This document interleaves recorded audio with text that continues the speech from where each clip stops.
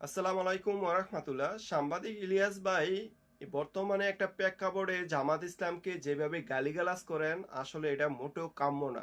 আপনি একজন সৎ সাংবাদিকের মুখের ভাষা এমন হতে পারে না। জামাত ইসলামের নেতাকর্মীদেরকে নিয়ে, সদস্যদেরকে নিয়ে এইভাবে ফাহেসা কথাবার্তা বলা মোটেও কাম্য নয়, সৌন্দর্য নয়। আপনি জানেন জামাত ইসলাম একটা আদর্শবাদী দল, একটা সুন্দর শৃঙ্খল একটা দল। তারা সবসময় সত্যকে সত্য বলে, অন্যায়কে অন্যায় বলতে ভালোবাসে।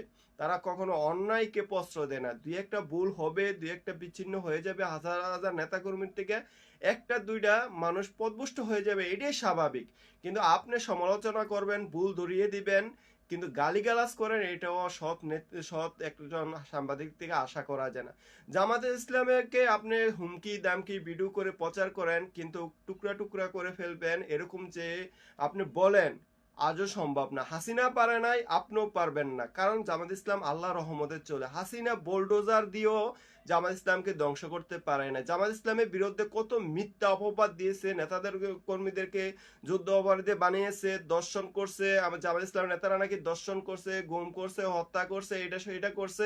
তারপরে জামাত ইসলামের নেতাকর্মীদেরকে ফাঁসির কাস্টে ঝুলিয়ে দিয়েছে, তারপরে জনগণ থেকে বিচ্ছিন্ন করতে পারে নাই।